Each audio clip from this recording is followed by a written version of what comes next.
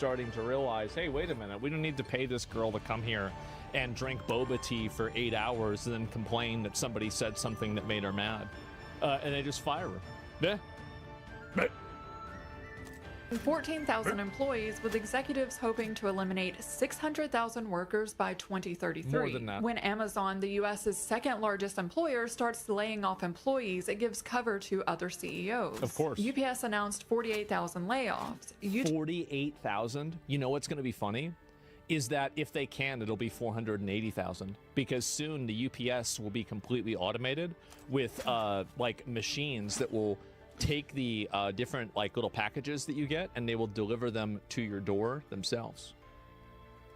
YouTube is offering its employees voluntary exit packages. Yep. Chegg announced it was cutting 45% of its workforce. Target cut roughly Well, I mean, Chegg, obviously, because people don't have the. I mean, that was a book reselling place, and people don't use books anymore. Nobody knows how to read. 1,500 employees. It's all digital. GM cut roughly 1,700 employees. Of course. Meta, Rivian, Ford, Absolutely. the list goes on. And this is just for the month of October. It doesn't even cover the layoffs we've been experiencing throughout the year. But there's one layoff I want to highlight. Paramount. If you watched my previous video, I mentioned how David Ellison, son of tech billionaire Larry Ellison, had purchased Paramount, further growing his media empire. Despite this open letter David sent to Paramount employees after taking over the company, claiming, "You are the heart of this company." Well, a person needs a heart, but a company doesn't. Paramount cut 1,000 employees, with that number expected to be 2,000 in coming weeks. If companies like Google and Amazon and Meta are making billions, why are they laying people off? Oh, that's easy. Because they're not contributing to the product and they're not valuable. It's pretty simple. Yeah. Greed. These billionaires don't care about us. They only care about showing growth to Wall Street every 3 months. Yeah, why would they why would they keep somebody on the payroll that they can fire? Remember when property developer Tim Gurner said that unemployment needed to rise 40-50% to put us workers back in our place? That's right. And neither do I. He just said it. And we need to see that change. We need to see unemployment rise. Unemployment has to jump 40-50% in my view. We need to see pain in the economy. We need to remind people that they work for the employer. That's right. We got to put them in their place. The other way around. There's been a systematic change where employees feel the employer is extremely lucky to have them. We got to shut this down immediately. The dynamic that has to change. We've got to kill that attitude, and that has to come through hurting the economy, which is what the whole global, the world is trying to do. The governments around the world are trying to. Here's what happened. Elon Musk took over Twitter, fired 80% of the staff, and nothing changed to the product. In fact, I think the product got better. Every single other business owner in the world saw that. Everybody saw that. And after that, it's bot crazy now. YouTube is bot crazy too, but YouTube didn't fire 80% of its staff. So is Facebook. Facebook didn't fire 80% of its staff. It's still riddled with bots. Bots are everywhere on the internet. Twitch, not Twitch. There's bots there too. Twitter is not unique. Fight harder. What isn't discussed enough is the shadow layoff system. More companies are hiring part-time and contract workers as a means to cut costs. This means for the workers, no retirement plans, no healthcare benefits, and no severance package. The One Act doesn't require corporations in every state to report part-time or contract workers as part of their layoff. This is why the layoff numbers might seem low, but if we account for all employment types, we've actually seen 13.8 million layoffs from January to August of this year. So 13 million people have been laid off in America?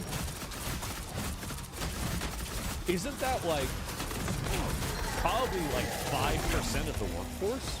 That's insane. How many people are in the U.S. workforce? This struggle may be as eternal as I. 10%. Oh my God. Year.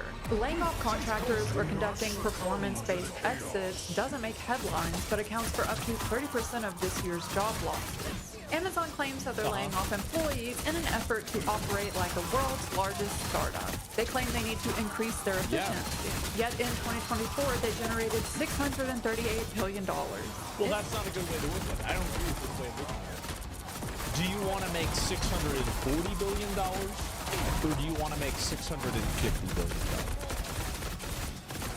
Every single person, when it comes to their money, will want the company that they are invested into making $650 billion.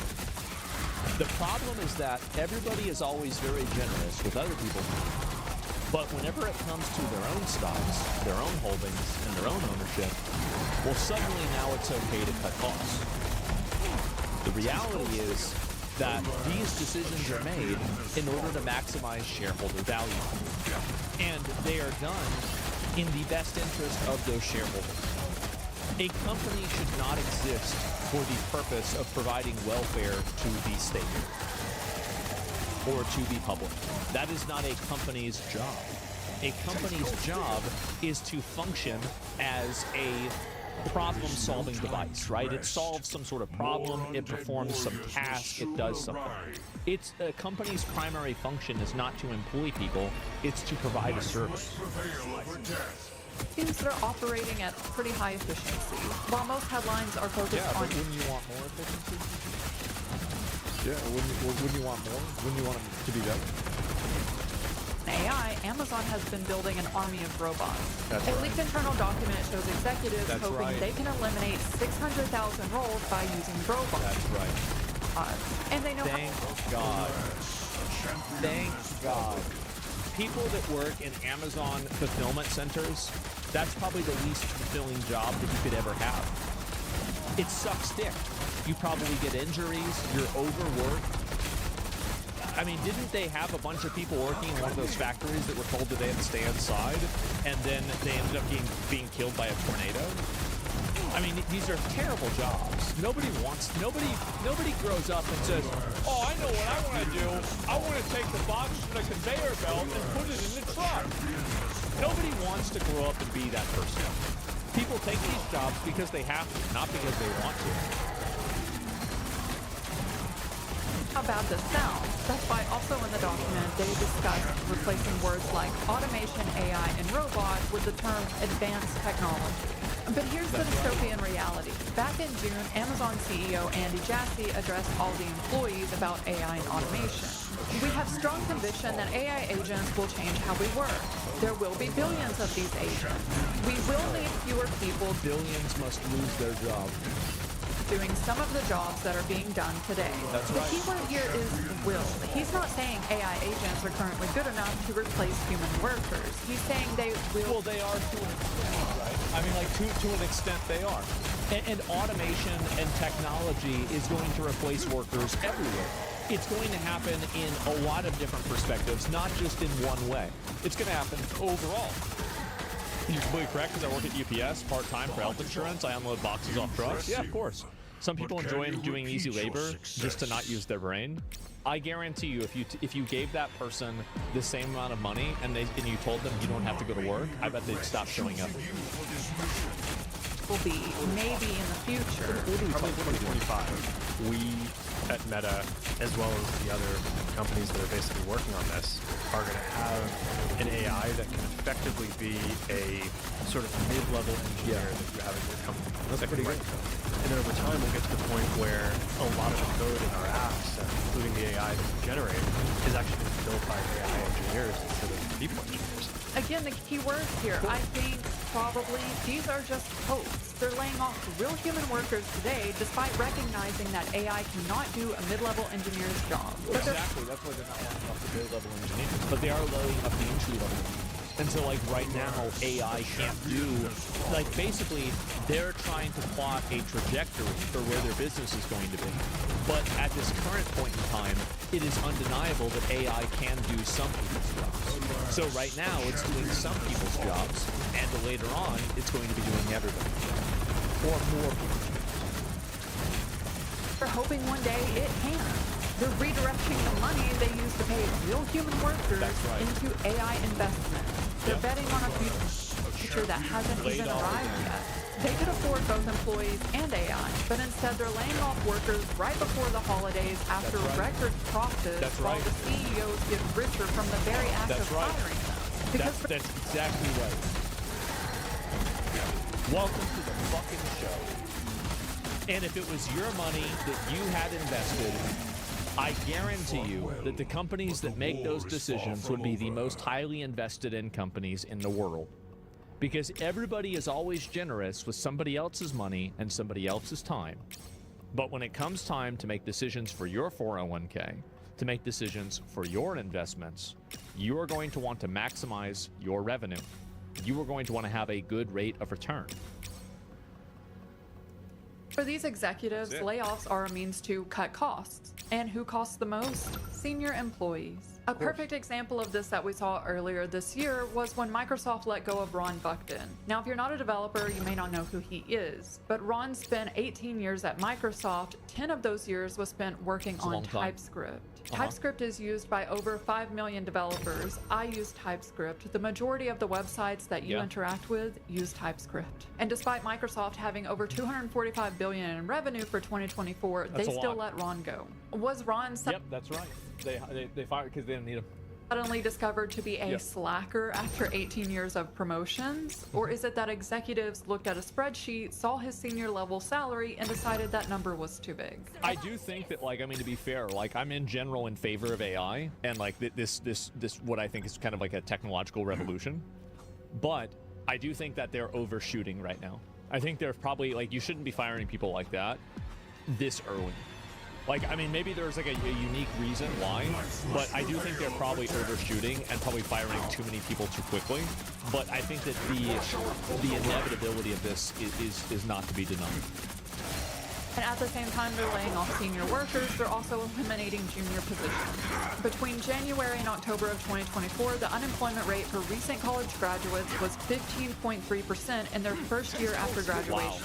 This shows recent graduates are staying unemployed for longer and they're applying to roles outside of their degrees just to land That way the interest from their student loans can go up. That's in the good. first position. And it's not looking any better in other countries. There are many graduates now that are coming out of universities, which means that there are more people that are graduating necessarily for the jobs that are there. I saw a rather shocking statistic in the UK earlier this week that was talking about the fact that last year there were 1.2 million graduates of 17,000 jobs, which starts to give you the idea of just how Then why the fuck do we keep importing people? competitive that market has become. And on top of that, with AI, many of those graduate jobs are changing or are more difficult to get into. Yeah, they're raising the barrier to entry to a higher level of intelligence. See, there are some jobs that if you have an IQ of 81, you're not going to be able to do this job. Like, I don't care, oh, well, what if we train them? No, you're just not going to be able to do the job. You can't train a dog to use a typewriter. You can't train a person to do some jobs. The more that this technology gets better, the higher that threshold will be.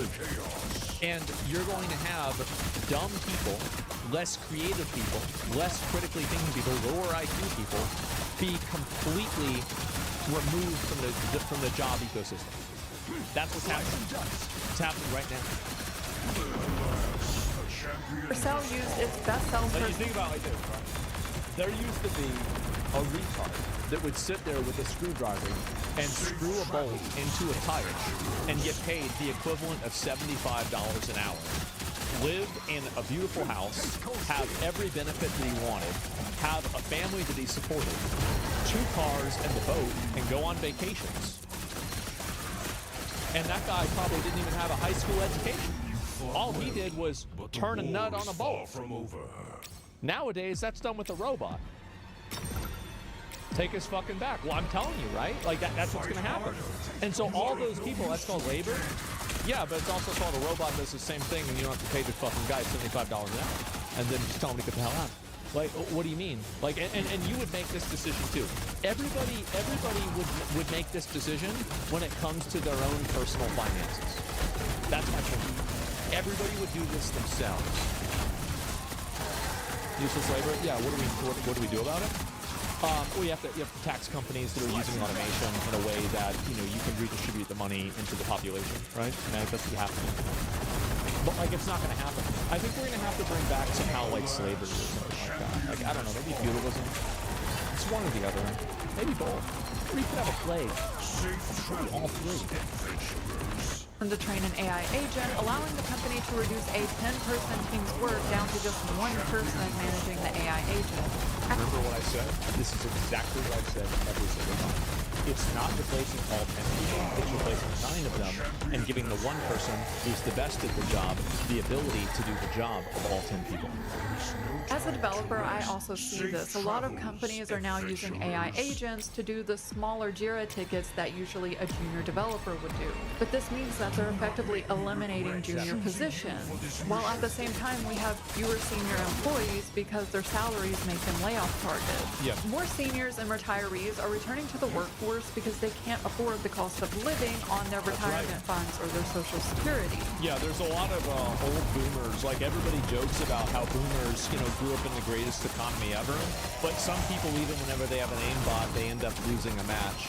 So there are boomers that don't have a lot of money saved up, and because of that, they end up being broke, and then they have to go back to work. In fact, according to the Department of Health and Human Services, people aged 50 and older are the fastest growing group of those experiencing homelessness. Honestly, that's so sad. That's actually so disgraceful. As the richest country in the world, the fact this is the case, this is a complete disgrace. With that number expected to double by 2030. I said triple. You said triple, not double. This is my tent. Yeah. This is my kitchen. Oh my God, she living out there in the woods. Yes. I am out in the woods. Yeah. But here's a little secret. What's the secret? I got plenty of privacy. Because despite paying Jesus, man.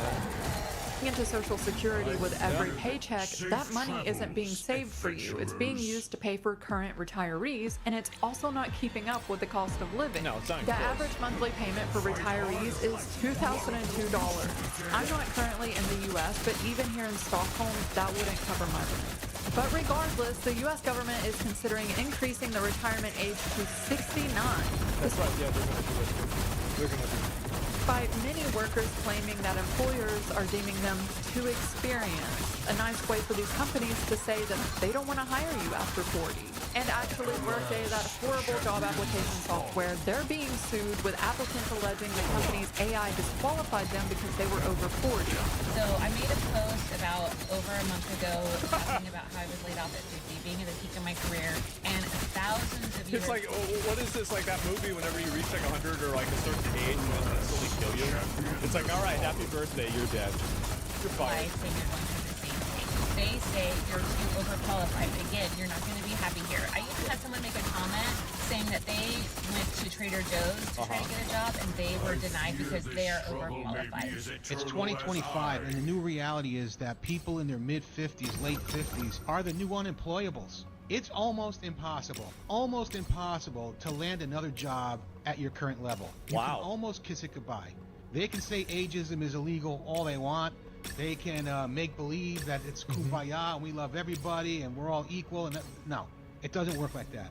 If that's the case, how exactly are we supposed to work until we're 70 if these companies stop hiring people around the age of 40? And more graduate. You're going to be turned into a battery, so you can power a robot that washes a rich person's shoes.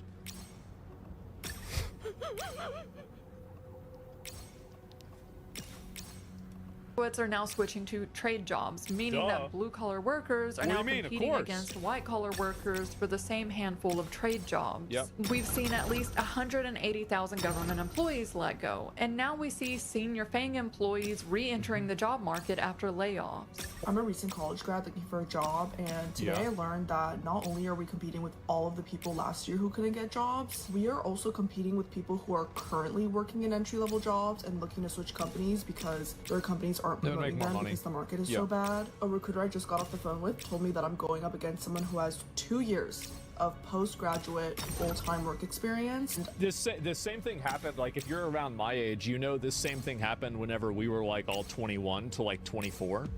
Because like back then, that's whenever the recession happened after 2008. And it was almost impossible to get a job back then.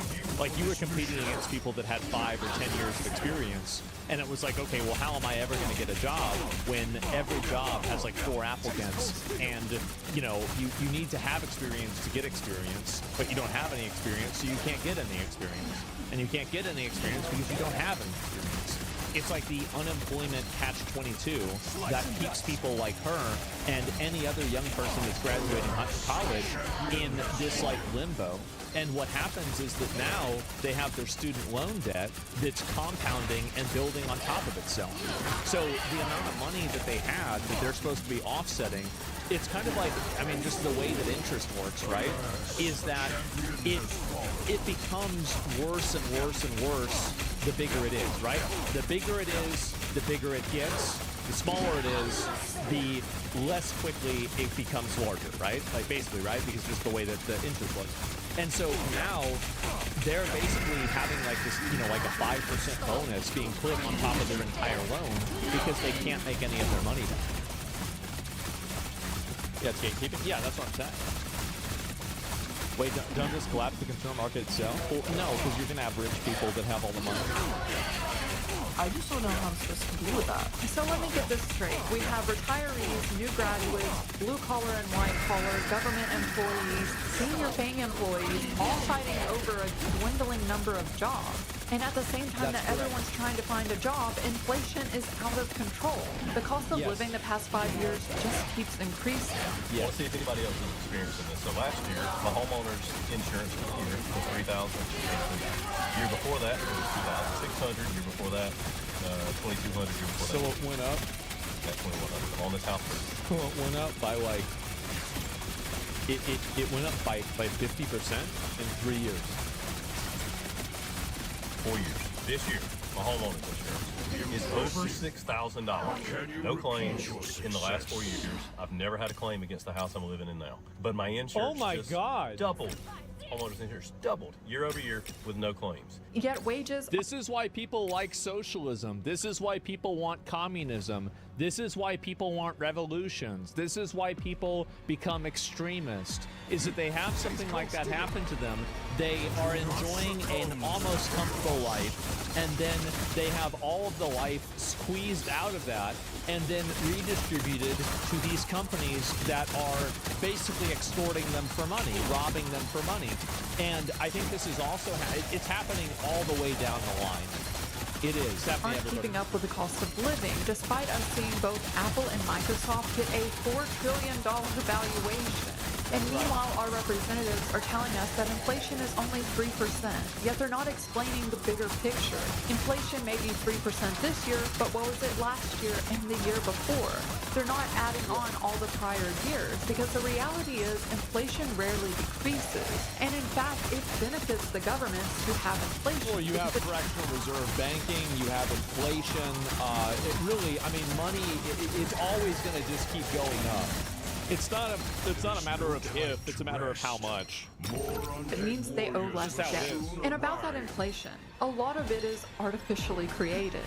Tyson and other corporations conspired to create an artificial pork shortage so that they could increase the prices of pork from 2009 to 2018. When they were caught, they paid just $85 million. That's by limiting the supply. So there's a $20 billion market, and they had to pay $85 million to settle the lawsuit. Nothing compared to the $20 billion pork industry. In earnings calls, the CEO has bragged about passing on inflation to consumers. Keep in mind, the same CEO that was caught creating artificial inflation. Like many other companies, we were faced with a range of... His name is Donnie King. Donnie, all right. Higher levels of inflation. Our teams have worked together with our customers to pass along that inflation through price increases. We will remain disciplined and agile in our pricing initiatives to ensure that any additional inflationary pressures are passed along to customers. We'd like to think that we have relationships with customers that allow us to be able to say to them inflation that we see in the marketplace and be able to pass that on ultimately to the consumer. This is so they just said if we're going to eat shit, you're going to eat shit. That's it. Genuinely terrifies me as unemployment keeps rising and millions of us are fighting over fewer jobs. All while the economy is horrible, we're handing unprecedented power to these corporations. Well, here's what's happening is that as robotics, technology, AI, automation, and other forms of technology and general, as it advances, what it's going to do is it's going to create it's going to erode the inside of the, let's look at, like, in terms of, like, 3 different, like, sections of people, right? The bottom 10%, the middle 80%, and the top 10%. The top 10% will have an unprecedented in history amount of wealth consolidation that would make the COVID recession recovery look like a joke. It's going to make the 1930s look like a joke. It's going to make ancient Rome look like a joke. That's happening right now. It's happening. It's not going to happen. It's happening at this very moment. Okay? That's the top 10%. The 80% of people will then be basically reallocated into the lifestyle that the bottom 10% of people currently live in. And you are going to have a larger separation of people that are very wealthy, that have the means of production, that have the resources, that have the control, and that control will multiply in value and power. And the people without it will also divide in power and value. So they will have less and less and less, and it like literally just like fractions of it, right? And that eat the rich, well, that will never work. You'll never overcome them. The reason why is they'll just pay half of you to kill the other one. That's it. It'll never happen. It's never going to happen. They'll just, that's it. And there's nothing you can do. Sad reality. Yeah, I'm just being honest, right? It will never happen. They know it. Companies are already using dynamic wage setting, using algorithms and AI to decide what we should be paid. It's algorithm exploitation. Yeah. Uber pioneered this. Their AI was able to identify which drivers would accept a $3 ride because they're behind on their bills. DoorDash Gotta squeeze them. Gotta get all that money out of them. also uses it. CareRev uses it for healthcare workers. I have been struggling to pay all my bills on time. When I first moved into this apartment 5 years ago, that wasn't an issue at all. Yep. I feel ashamed sometimes as a man or as a person that I can't come up with the bills. It's frustrating. I Uber every day. Exactly. It's bad. Yeah. Happened in France. They literally killed all the rich. Big fat reset. Really. So whenever the wealth and merchant class decided to kill the royalty class, the poor people thought they won. Uh-huh. No, that's definitely not an example of what I just said. Oh, no. Uh-huh. Right now, it's Wednesday. I drove around from 7 till 11 and made $20. $20. What is stopping Amazon, Microsoft, Apple, or any other company from using this same type of wage setting? They already know our salary. They monitor everything we do on our work computer and It's illegal. That's why they don't do it. If they could do it, they would do it. phone. Because the reality is Amazon laid off 14,000 workers, yet they're still hiring for engineering, sales, and management. Microsoft laid off No, I don't think that they're actually hiring. There's like requirements that businesses have that they have to put a listing for a job publicly, even if they're going to hire internally. And I think that's the reason why you're probably seeing a lot of these different jobs being placed, is that they have to do it for some degree of like, compliance. But in a lot of the cases, these jobs aren't real. They're ghost jobs. Yeah, exactly. Like, you're never going to get hired for this business development senior manager job. It doesn't exist. Fred from accounting is getting fired. Sorry, he's getting hired into this. He's known this for 2 years now, and you're sitting there writing out your I want to be in the job in Microsoft. I've always had Windows, and nobody's even going to. And AI is going to. Nope. for 15,000 this year. They're hiring. Intel laid off roughly 22,000, yet they're still hiring. Because they have to put those listings, but they're not actually hiring. Corporations lay off people only to hire new employees at a lower salary with less equity and a worse benefits package. If they're already trying to replace us with AI, is it really that big of a stretch to think that they wouldn't lower our salaries by roughly 30% because their AI determined that Well, they are lowering your salary. They lower your salary every year that they don't give you a wage that accounts for the cost of living. That's the problem. So even a very high wage like $20 is actually not sufficient to live in a number of urban areas in the United States now. So the fact is that you are getting your wage lowered every single year because they're not accounting for that. Also, investors see how many listings there are? Yeah.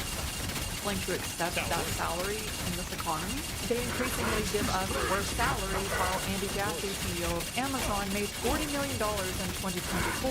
His compensation is directly tied to Amazon's stock price. Today, Amazon announced 14,000 layoffs.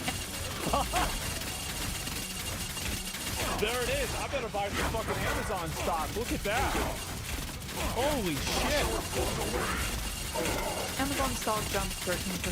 Today, UPS announced 48,000 layoffs. Their stock price jumped almost 13% as well. Which is why it's happening.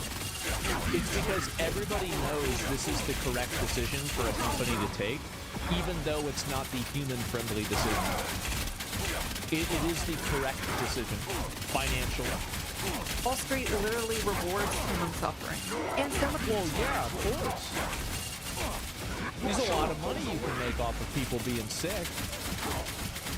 Some of you may own. I went into the fucking the oncology place. I felt like I was walking into the Hilton fucking hotel with my dad. He got pancreatic cancer. And I walk in there, I say, oh, there ain't no way. Yeah, bro, like you got these nice wooden walls, like everything, like these mahogany tables, chairs. Yeah, bro, this is not. They're not. It's not. Amazon stock, because actually stock ownership in the U.S. is at a record high. 62% of Americans own stock. But when we dig deeper, we see that the top 10% own 93% of all stock. They want us to believe that this is about the... That's huge. The top 10% own 93% of all stock.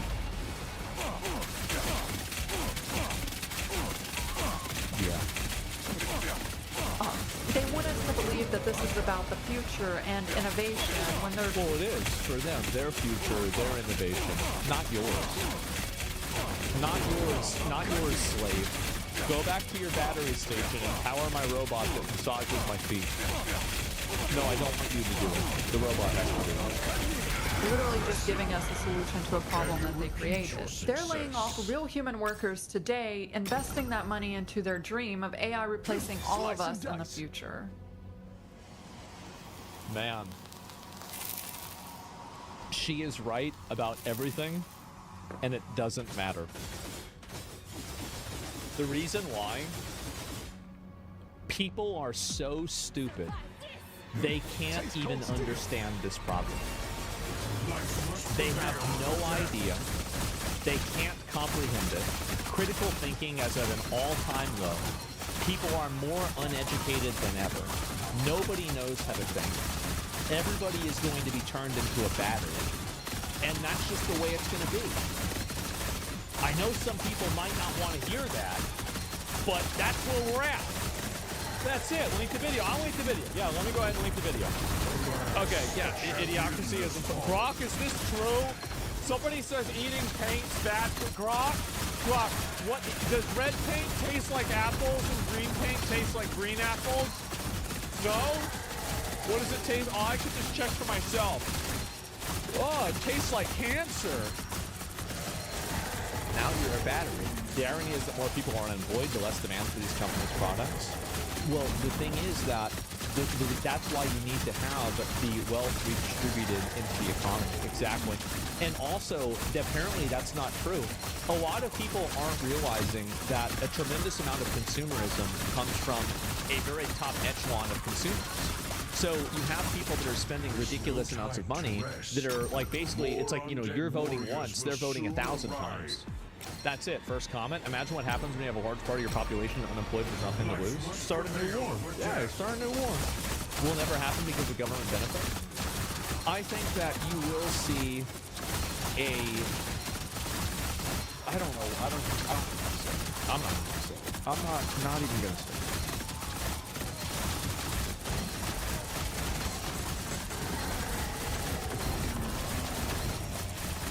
When 69, a professional gamer. Yep. I'm gonna watch it.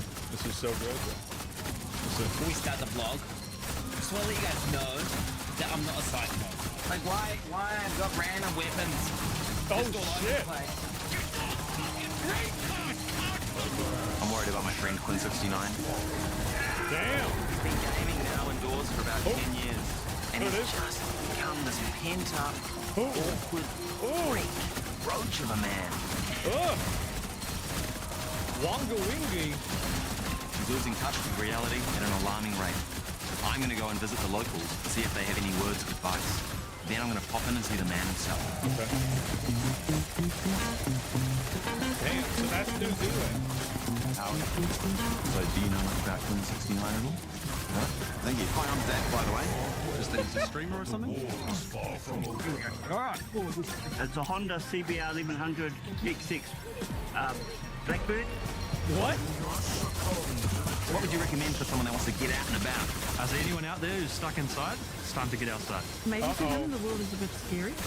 Never judge a book by its cover. Read the whole book and then you've got the right to judge that person. It ain't a banger. Is New Zealand a real place? This is crazy. We've arrived at Quinn69 Humble Abode. What at a not-so-humble price. The cock Now, shed. we've come to ask the questions. Where did the tremendous weight gain come from? Why is he wasting so much money on nothing? And also, why the heck does he stay indoors for half a year straight when he lives in such a beautiful part of the country? It's true. Now, we're going to ask him these questions, we're going to find out the answers, and we're going to try and help him out of it along the way. So it's 9:30 a.m., which means Quinn is probably just about to go to bed. It's about equivalent to around midnight. Let's go see what he's up to. Damn, bro. Like, he on that real schedule. I like that. Here you go. Fucking bang. Go fucking bang. Oh, shit.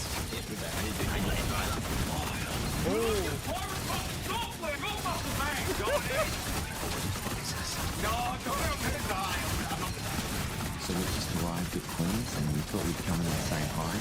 Shut the fuck up.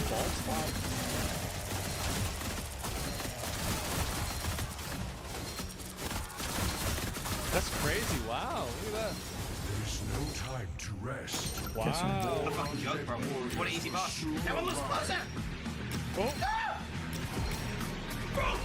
Oh. Should have rolled. You fucking dirty man! What was that? That didn't even hit me, bro! I told you I wasn't ready to do the boss like that! Hey, I'm sorry. I just thought it would make some good content for the documentary, man. So now he lost his character. Damn. I was there. Oh my fucking god, dude. That's a mistake. Diagonal. Yeah. Dude, what? I should have logged. Yep. So you finished streaming, Quinn? Yeah, bro. Yeah. And you're all right about that? That's okay. I'm sorry. If it was anything to do with the film crew, I'm sorry about that, man. No, it's all good, brother. I mean, do you need to get yourself a coffee or something before we get down for an interview? Quinn, wait, it says professional roach? How is it that this like roach meta started? Like, cause I just started saying this in like the classic WoW, like those videos, and I feel like everybody's been spamming this shit. Like, it's gotten really big. Oh my god. So, where do you sit on the spectrum? What kind of we doing, like, the silly Jew thing, or the autism spectrum? I'm definitely autistic. What do you do for breakfast? I'll generally order 2 burgers or 3 burgers, and then I'll put 1 burger in the fridge, which I'll then consume when I wake up immediately. Minimal effort, and it tastes amazing. A burger, good meal. Burgers are really the ultimate food, I feel like. I would say so. You can eat a burger in so many different ways. You can have a chicken burger. Yep. Beef burger. You get a tofu burger. You do not need to do that. You just have beef. Like, there's no reason to ever eat a tofu or a chicken burger if you have beef. It's just it's pointless. So have you had a tofu burger? I've never had a tofu burger. No. Yeah. That's tofu's fucking disgusting. How are your energy levels? Product fatigue, bro. Do you think that could be anything to do with eating the exact same meal for a whole month? No. No. Whenever I eat Chipotle every day, it's fine. But to be fair, I did cut back on it. Now I only eat it every other day. I'm an instant coffee gamer, alright? We like to get I've never the had instant coffee out, and that's You might not believe this. I've literally never had coffee in my life. I had like 2 sips of it. I didn't like the taste. I put it down. I was like 14, and I never drank another sip of coffee again in my entire life. fat milk, is it? This is full fat. This is full fat, bro. Full fat. So tell me, Quentin, why are you drinking coffee when you could be drinking water? Well, coffee has caffeine in it, bro. How does that happen? I guess it's the headset, right? Yeah, it's got to be the headset. Yeah. It has caffeine in it, bro. That's crazy. And that allows me to, stay switched on the ball, give good takes. What about Coca-Cola? Do you have? No, that's bad for you, bro. Have you seen those videos where they strip rust off screws, man? I drink 117 cans of Wait, Cokes. what the fuck was he just saying? Wait, hold up. Good takes. What about Coca-Cola? No, that's bad for you, Fake. bro. Have you seen those videos where they strip rust off screws, man? Fake. I drink 117 cans of Coke a week. That's all I drink. 117 cans of Cokes. Okay. Everybody knows that. I noticed you've got a set of scales. Why is that? I like to keep track of my weight. How is your weight going? Well, with the subathon, I did put on a couple of pounds, so to speak. How many kilograms did you put on? During the burger diet, I went from a solid 80 or 79 to 85, even sometimes 86. Has the burger diet... What is this in freedom units? almost 200 pounds? Jesus!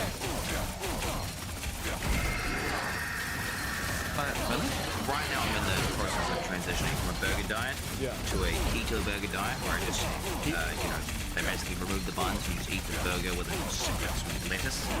And then what I'm going to do is basically remove the lettuce and then remove the beetroot to the point where we remove everything except the meat. And I'm going to go full carnivore. What do you do for exercise? I think that's a good idea. That's what cavemen did back in the day. That's what worked for them. And so, I always think about, I'm curious, like, what should I do with my life? I think about what would a caveman do, and I just do that. Before I fight a boss or whatever, I'll go for, maybe I'll do a pull-up. Like as in one pull-up? Gets me pumped out of the game and also pumped in the game. So you do one every time you play? Oh, not every time. It's ridiculous. I'm a little bit worried about how things are going in Clinton's life. Like one pull-up a day or like one pull-up a week. I think that's fair.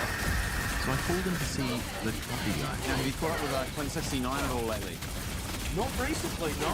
Uh-oh. He's kidding. So when was the last time you saw him? That would be when you guys were coming up on the jet ski. Coffee guy! One thing we see all the time is and that just creates such a huge problem. Bro, I feel like is New Zealand basically just Australia? Because I feel like I'm watching Australia. Some people go a long way out of their way to not have to talk to me, so I can't blame them. Me and him, we're good pals. Do you think him making this haircut and the mullet, these are Australia. Like, I never see anybody that wears these pieces in Australia. He is in fact a job? He's running a service, people are giving him money, so I would say it probably is a job. Just a very, very fucking cool job. So you don't have a job at all, you just make coffee. Would you classify what you do as a job? Streaming is probably one of the most stressful and full-on jobs you can do. There's firefighters, police officers, doctors. Firefighters are scum. Yeah, everybody loves you, and all you're doing is saving people from fires. Whereas police officers are saving people from metaphorical fires, and what do they get? So you think you do a bit of a policeman? Is that what's happening here? So it's like he's in the internet police. Remember, I did get accepted to the police, and I just chose the army instead. But yes. So you were in fact in the army? I was in the army, yes. So you went into the army, just you yourself? My cousin, Arthur. We managed to reach out to Cousin Arthur to get his take on there things. He is. First of all, thank you so much for coming. I'm Cousin Arthur. Is it true This is Quinn's cousin. I immediately believe this. that you served in the...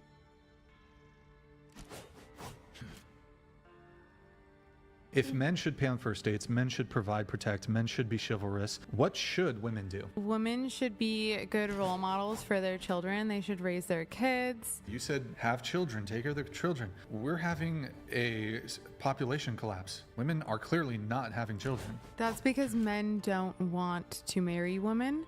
Because they no It's they the man's don't. fault. No. I'm not saying it's the man's fault. They don't want to marry women because they're all f***ing everybody and they don't do anything for them. They don't offer anything to them. I'm telling you this. What are we arguing about? We're not. So the woman should start doing laundry. Absolutely. Let me ask you a question. If a woman did do it, do you think it's going to hurt her to do it?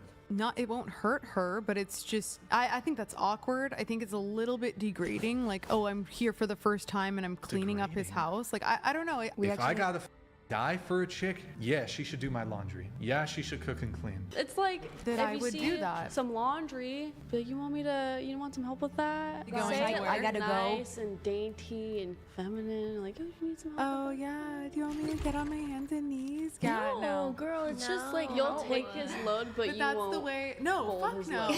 Oh my god, no. That was actually well said. If men should pay on first dates, men should provide, protect, men should be chivalrous, what should women do? Women should be like, you want some help with that? You going Say anywhere? I gotta nice and dainty and feminine. Like, oh, you need some help. Oh yeah, do you want me to get on my hands and knees? No, girl, it's just like you'll take his load, but you that's won't. the way. No, fuck no. Oh my god, no. That was actually well said. If men should pay on first dates, men should provide, protect, men should be chivalrous, what should women do? Women should be good role models for their children. They should raise their kids.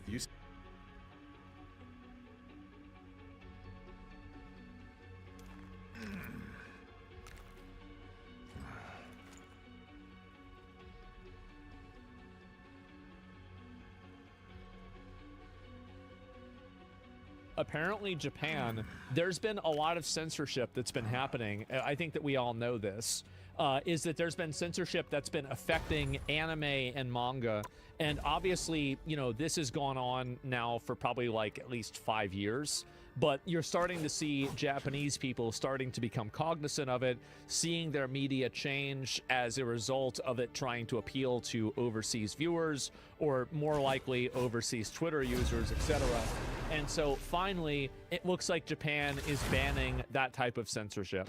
So I'm very, very glad to see this, and I think everybody should be. No, I do not want some annoying Karen on social media telling me what anime I'm allowed to watch. Absolutely fucking not. I have mutant powers. I can be the bearer of good news instead of bad news. Imagine like, that. Oh my goodness, man. It's been too long. I'm always delivering bad news after bad news after bad news. But here we go. We actually got something I can talk about that, will bring people a smile. Okay, let's see it. No interference in creative works. Japanese government proposes new policy for anime and game expansion in the West. No policy for game expansion in the West. Thank God. No interference in creative works. It's so obvious. It's so reasonable. Thank fucking God. And I think that's the Freeman Starforge PC too.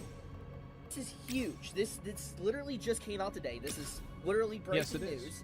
It was by the Ministry of Economy, Trade, and Industry proposes new policy guidelines for the Japanese content and anime industries. Very, very good. Could this be related to the Square layoffs? I think that there is a sentiment in Japan. This is, I don't live in Japan, I don't speak Japanese, but this is so, I'm only looking at what's translated, and I don't have like, a unique insight to this.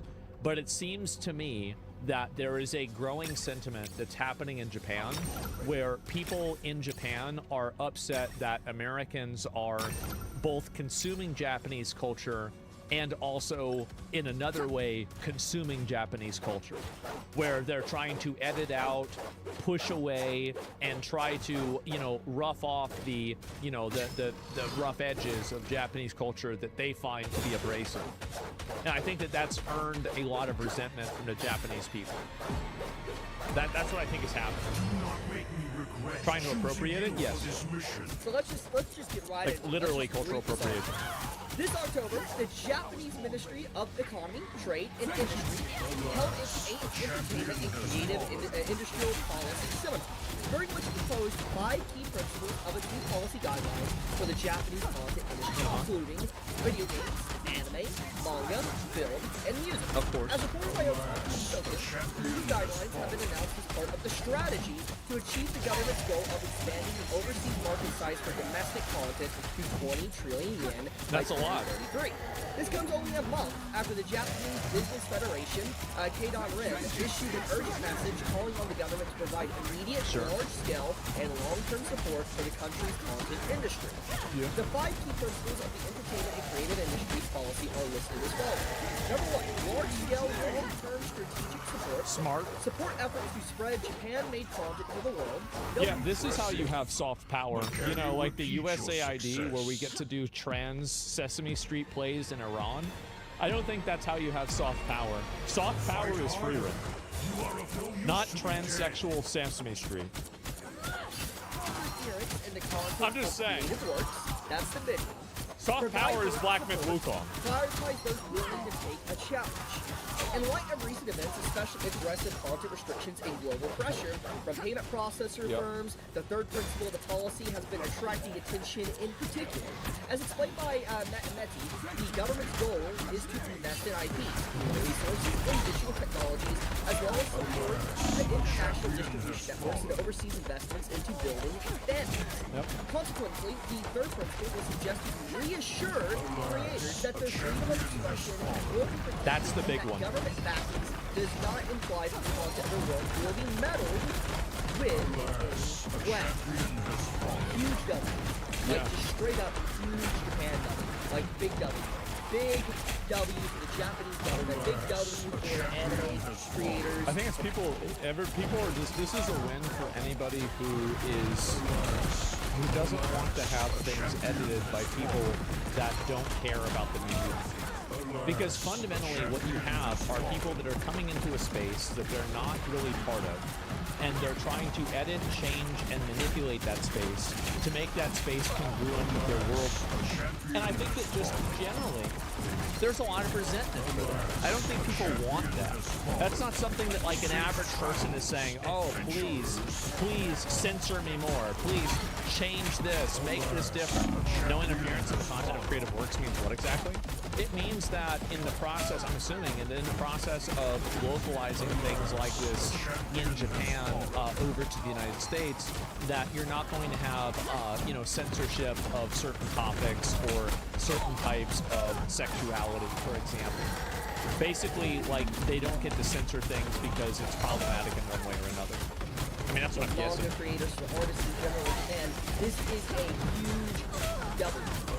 Freedom of expression, creativity within Japan. Because obviously when government starts to get involved with things, there's always this worry of like barriers to block you from doing certain things or stop you from being free or doing what you want. And the fact that the government is reassuring creators that you, just because it will be government backed does not mean we will interfere or stop you or meddle with your work is amazing. They legitimately want no interference in the content of creative works. Like, this is a pretty good example, right? Is like a lot of people in the West complain about fan service. And for people that don't know, fan service is basically just gratuitous sexuality that's added into the story just for the sake of gratuitous sexuality, right? That's basically fan service. And it's like, my solution to that is very simple.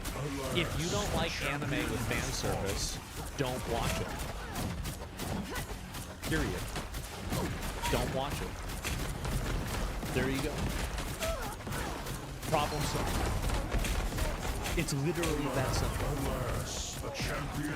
Basically, to not force anime and manga. So this apply those fucking English VAs that'll purposely change lines to post an agenda? No, it won't, because they're probably already fired because they got replaced by AI. Yeah, that's it. Yeah, you don't need to worry about them. But it should, yes, theoretically.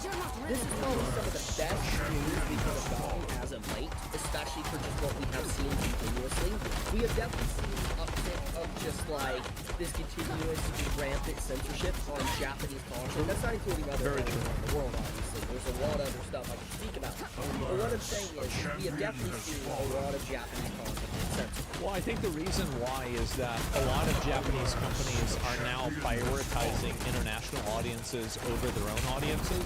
And I think that's probably creating a lot of resentment within the Japanese culture and inside of Japan, because they feel like now, because of the larger economies of overseas audiences, that their media is being changed in order to accommodate them. That's what I think is happening. And the fact that Japan has obviously been around this for years now, it has been an ongoing issue that has been Which makes sense. escalated. I'd feel that way too. And I think it finally just escalated to a point where no longer can be ignored. You have Japanese officials in the government that were even elected that one of their core principles of things they fight for is freedom of expression. Yep. And I am really happy to see that with the new leadership in charge because of this recent elections in Japan, They got a new prime there's minister. definitely some massive changes going on. There is definitely a fight for creative expression and freedom within Japan because it's big. I mean, I made a video like today ago talking Same with about how Disney in China, Japanese, Americans like, are pissed. entertainment industry is like its biggest money maker. It's bigger than anything else from Japan. And so it makes sense that Japan would want to expand it even more to make more money as a country, but also to protect it for it doesn't get interfered with or distorted. Well, it's also that the people that are trying to change it are oftentimes not the people that are actually the consumers. And this is another really big issue, is that basically a lot of the pressures to change Japanese media comes from people that are not necessarily consumers of Japanese media. This is coming from a payment processor, or it's coming from an HR department at a company. So really, and you think about it, right? If you're changing content that's Japanese in order to make it more Americanized, like, yeah, obviously you want to have subtitles, etc. But people are looking to consume content that comes from Japan because it's content that comes from Japan partially, right? Obviously the quality of the stories is good, but on top of that, I think that people like the idea of, you know, going after and looking for content that comes from another culture. I think it's something that's very interesting. It's gross? Yeah, I mean, there it is. And Australian Karens, yes, exactly. It's Japanese, yeah. At the end of the day, if you don't like it, then either make it illegal or deal with it. Destroyed by rival companies That's or it. countries or whatever. They don't want to see stuff like that happen. So Oh, yeah. this is just fantastic news. It's a big freaking W, hands down. There's literally no negatives about this whatsoever. But let's continue reading. Furthermore, clause 4 of the policy proposal suggests that there will be more transparency behind the support process, meaning less reliance on intermediate companies and more support directly reaching those involved in the creation and popularization of content. Just removing middlemen. That's obviously a good thing. As for the reasons behind the new policy proposal, Metro cites merger results in its previous efforts to expand the overseas market size for domestic produced content. While some of the measures did show results, many suggest that they were still at a low level compared to other countries like South Korea. The ministry commented they weren't able to expand the stock of tangible/intangible assets and raise labor productivity and wages to a satisfactory level. They're hoping that the new policy helps Japanese return to conquer the world. So, more or less from what my understanding is that they People love are in anime. direct competition right now with like South Korea and even China when it comes to the animation department and entertainment stuff that's coming overseas. And obviously they want to make it where it's more lucrative for people in Japan to work with Japan instead of work with these other countries and make more business with Japan. That's at least my understanding. Maybe I'm misunderstanding this. You could correct me if I'm wrong in the comments below. But regardless, overall, Japan is taking a massive step in trying to protect its actual creators, the people that drive this industry. I mean, once again, I want to point out that the entertainment industry in Japan is so massive. It's like one of these big eating money makers. Obvious. I mean, obviously, like everybody watches anime in the whole world, right? I mean, like, isn't like one of the Saudi Arabian princes, isn't like one of his profile pictures an anime girl? I mean, like, what are we talking about? Like, it's a worldwide phenomenon. People love it. So yeah, obviously Japan, like their entertainment and their media is a huge export. The same as American media and entertainment is. Absolutely. Just the way it is. So it would make sense that there is laws. Osama bin Laden watched One Piece? Yeah, that's right. Osama bin Laden liked anime. I forgot about that. War to try to protect their industry. It just That says a lot. It makes complete sense. It's nothing that seems like, ludicrous or fantasy. Yeah, no, being serious. And the fact that you have politicians politicians that recently got elected that I've even talked about on this channel about the situation, obviously, yeah, it makes sense why, like, you know, them being elected, they would fight for something like this. It's just, yeah, I'm very happy, man. I'm glad I could share this good news here. This makes me so happy to see an article like this. Now, I do want to make sure I state this, though. From my understanding, this law is not passed. It's a policy that has been proposed. I mean, I would expect that. I'm assuming it needs to be voted on to some degree. I don't know exactly how the whole policy structure in Japan works. I'm not going to act like I do. Not a surprise. American. I'm not going to act like I understand all the politics of Japan. That is ignorant of me to do. Who the fuck knows? However, I'm assuming that judging by the wording and stuff, it is a policy that's been introduced thanks to the new change in hands in the government with the new elections and stuff like that. And now it's going to be getting voted on. And I'm assuming with just how much support has been behind protecting creators and how vocal a lot of these politicians have been in Japan as of late, I'm going to assume it's going to pass. That's my educated guess. I mean, you have one of the biggest people that are leading Japan's economy right now that is a straight up like weed. Like, I believe there is literally like one of Japan's like ministers. She is a weeb. Like, she loves 2D over 3D. Like, I might show a picture on screen to prove it, but basically, it's very obvious these new politicians or politicians that are in control of Japan right now, they love anime, they love manga, they want to protect it. That's good news. That's good enough for me. I'll leave it at that, though. Thank you so much for watching. May all of you have a fantastic day or night wherever you live. Be safe, stay healthy, leave a comment, help with the algorithm. Chibi out. Well, some stories do have a good ending. Thank God. I'm very glad they're doing this. I think they needed to do this a long time ago. And I'm glad that it's finally happening because you have payment processors, and again, the payment processors will bend to the law. They always do and they always will because they don't want to lose the money. So obviously they'll try to push whatever agenda they have, but whenever very big economies like Japanese economies just say, oh yeah, we're not going to be okay with this, well then they say, oh okay, never mind, we'll do exactly what you want. So that's really what I think is going to happen. They need to make this a law immediately? Yeah, I guess so. Sonny Tagashi Prime is the minister of Japan?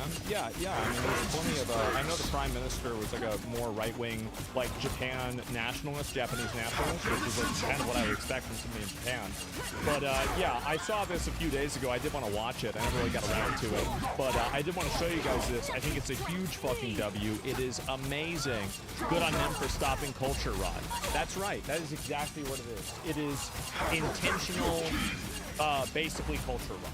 That's what it is. It's culture rot, and it's a rot that's created by an external force that has no business doing that.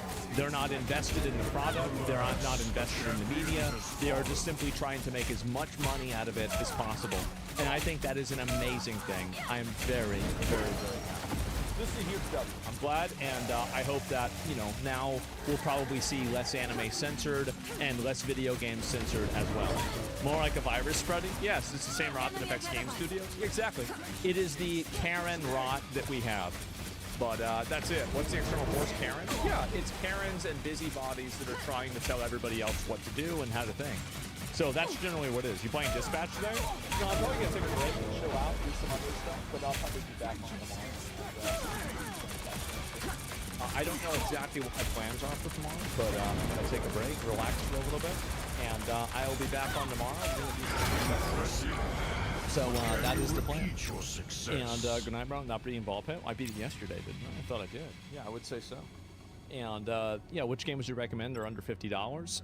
That's good replayability. I don't know. Couldn't this be bad? What if the West just says we're not accepting this and they change it from the source so that they can send it? Sample of this is Shadowverse 2. Well, I'm sure there's going to be some things that are probably over the line, and there are things that are like in certain regions only. But overall, I would expect to see generally people just deal with it. Like, most people are able to, like, the entire idea of this being a problem is totally artificial, okay? It's a completely artificial problem. Nobody actually cares about this stuff. It's just people that are bored that are looking for something to get mad about. So whenever I see this, and it's like, okay, yeah, like, oh wow, people are going to be upset about it. Like, it's not a big deal in any case. Parent processors aren't refusing anime because it isn't woke enough. What is this here? Isn't woke enough? Well, what is it? Yeah, I don't know. I mean, I think obviously it's not because it isn't woke. It's just in general. right? I mean, there's different types of media changes and things like that I think people just don't want to deal with. Can we watch Belliar's video about Nintendo tomorrow? Yeah, I might, if I remember. I'll probably look at it then. Sure. Why not? I hope Japan uses AI to convert Japanese voice actors to English so it keeps the vibe of the character. Yeah, I think that it would probably, like, if I'm thinking about, like, you know, that, I don't know. I'd have to really think about it. Like, I do think that Japanese voice actors and, you know, making sure that it's true to the character is important. But I think that you're probably going to have the majority of voice acting be done with AI and technology soon, just because it's simply more efficient and it's better. Are you going to play with me? Yeah. They won't. They have protection from AI taking your voice. I don't know what else. But if they're going to use AI to generate voice lines, then it's not better. I think AI and like AI voice lines will become as good as a human's voice lines. I don't really see a universe where that's not the case. I know that a lot of people like to circle jerk about how bad AI is, but personally, I don't really share any of those feelings, and I think that those are people that are looking for social media points. AI is obviously extremely popular. People love AI, and it will be overwhelmingly accepted by the public, and it already is. So to the extent that AI provides a superior product or an equivalent product, AI will overrule and it will outperform, you know, the human alternative. So yeah. Fist of vengeance. The battle has opened. Safe, alas, a champion has fallen. Insider told me that refunds are skyrocketing for Dragon Age Veilguard, and the whole Trump thing has caused bio devs to lose their collective minds. Legacy Gaming Media, who assured us all Dragon Age Veilguard was a total success, the game didn't just underperform, it cratered. Hardly 75,000 in pre-orders, less than 500,000 copies sold, and 30,000 refunds. Man, it's not looking good, huh? That's pretty bad? Yeah, it is. I can't believe Anthem sold better. There are tons of games that sold way better than that. At its peak, Dragon Age: The Veilguard had a Steam rating of around 80%, and for days now it's been steadily declining back down to around 70. And it looks like the public opinion over on the Dragon Age subreddit is also You know what's really funny is that this was 1 day ago, and it's already gone down by another 20,000. I have mutant to shift. You may have seen previously how Asmongold posted that he was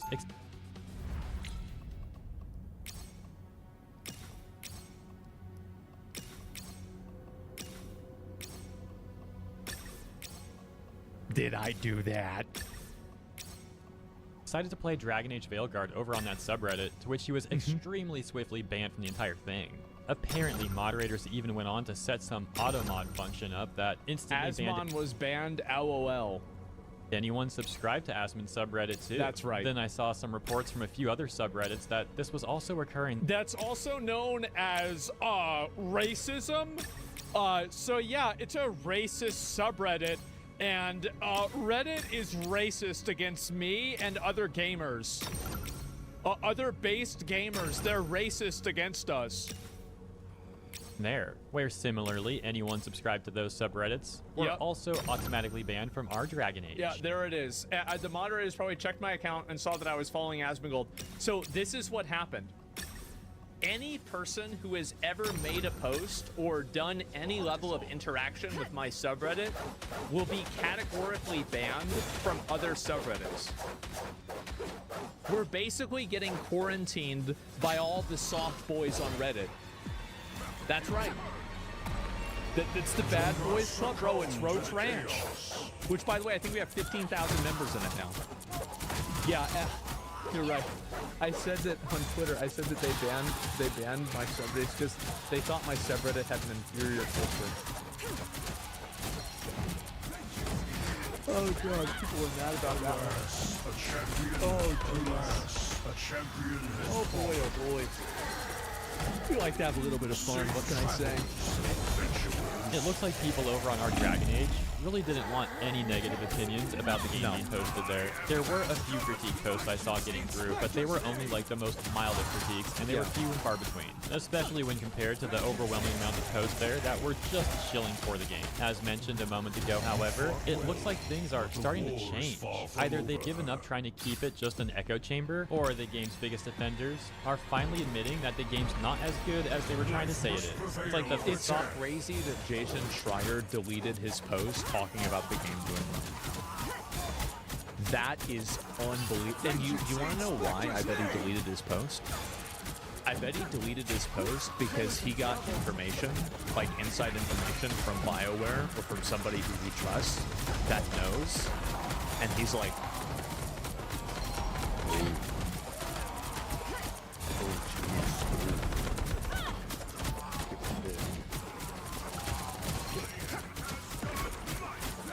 is being rushed. Perhaps what's going on is a combination of both things.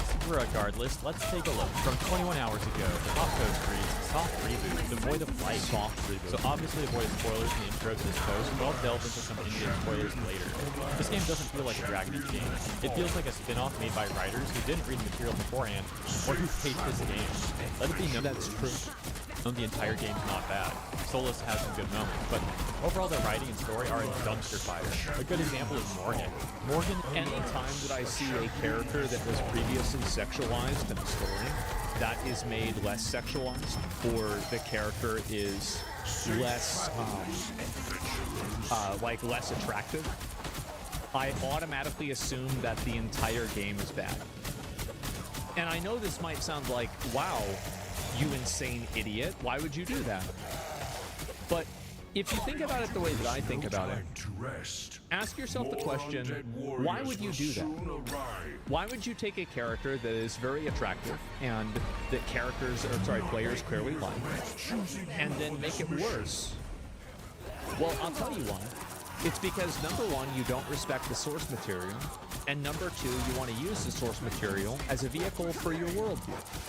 And I think that people that do those two things oftentimes aren't going to tell good stories because their focus isn't about telling a good story. It's about telling their story. That's the reason. And I think that any time that you ever see a video game and they have uglified characters, you should immediately assume that the game is garbage. Because it's been infected with a sense of, with a sort of rot that will permeate the entire game. For me, I actually think it is a canary in the coal mine. In Origins was a distant, cold, but somewhat caring individual once she got to know you. The crew slowly turns her to be kinder as time goes on, and if she had Kieran, collaborative choice with the Warden usually, she ends up being a far more caring figure.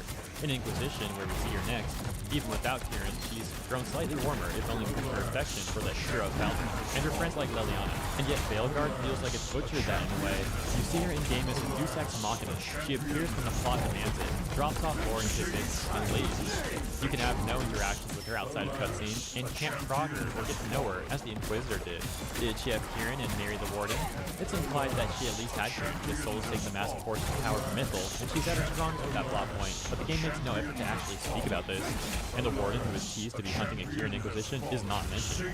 Did he live, die, Kieran? This is what I was saying before, is that people that have no respect for the source material have no respect for the source material. And that doesn't just end with making a character more woke or less attractive. It will permeate the entire story. And this is the exact example. We'll never know.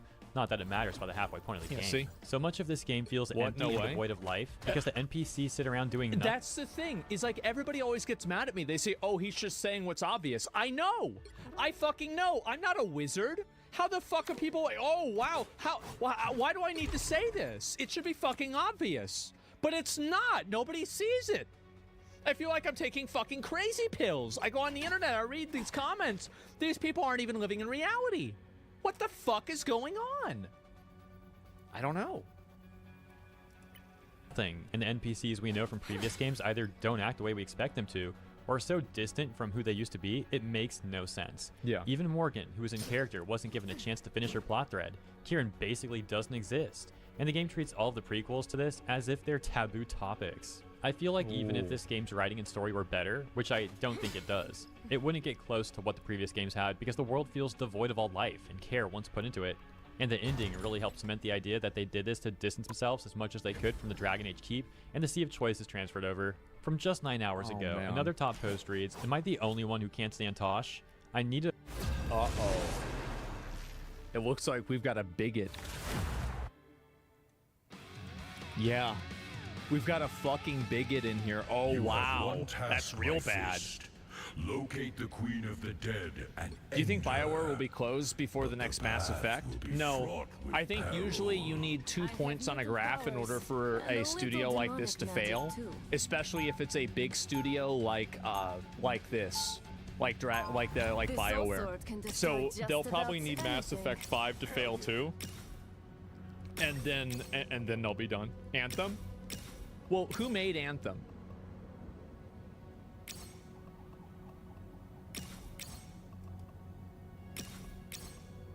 Oh, Bio. Oh.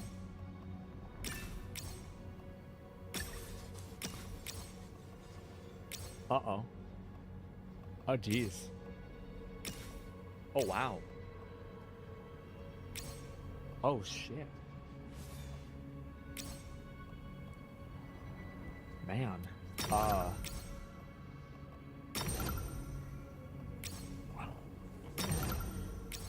That was back when I was only playing WoW. I didn't know that. The place to vent. Just got done with the scene where I had to play Peacemaker between them and Emmerich, and the nerve on this Canary. They're constantly portrayed as this moody, angsty teenager and trash on everyone else, but especially Emmerich. I get being wary of necromancy, but the guy hasn't earned the bullying Tosh was giving him. In fact, Tosh comes across as the bully to everyone. How old are they supposed to be anyway? 18? I'm trying to be patient with them and see through the end of their storyline, but it doesn't help that... Well, the reason why that character is written that way is because the way that you have to write characters that are of like unique gender identity is you have to treat them like they're children that are never wrong about anything. Because you can't have a non-binary person with flaws, because if you have that, that means that you're saying that non-binary people are flawed. This is Twitter logic. That's the way it works. Brooke can't call them out on their behavior at all. It's like the writers were playing favorites and made sure Tosh was protected. Yeah, Tosh overall has to be one of the weirdest things about Veilguard. It's hilarious. This is a very common pattern, and you'll see this in a lot of games, is that characters that are put into games for what would be considered to be a diversity reason are oftentimes the most like morally good, intelligent, and always come out of every interaction being the one that's on top. This is extremely common. It's that the devs have tried to push Tosh as this like flagship character of the game, but the character just sucks. And I'll never get over how creepy the thumbnail is. Like, what are they thinking? Heck, even their storyline is so far the most boring. Like, we went to explore Dragoness, where I thought we would finally get to see their dragon on these skills in action, and nothing. It was another therapy session. I'm sorry, I know some people might enjoy those scenes or relate to them, but I can't bring myself to care about their storyline at all. At this point, I don't even care that they're hunting a dragon or whatever. Darvin and I already took down Archdemon anyway, and if I need dragon hunting tips, I can always ask the Inquisitor. Sucks that all companions are essential. I would have sent Tosh packing ages ago. Wonder if that's why the writers made them essential. Dang, so yeah, that's what absolutely destroyed Tosh. Get right. That's why we recruited her. Actually, Tosh uses them for themselves now. They asked us to let folks know. So, now you do.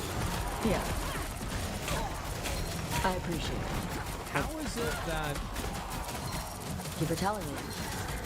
That's why we recruited them. So yeah, I think we've all seen... How is it that I just keep seeing more clips of this game that are like this?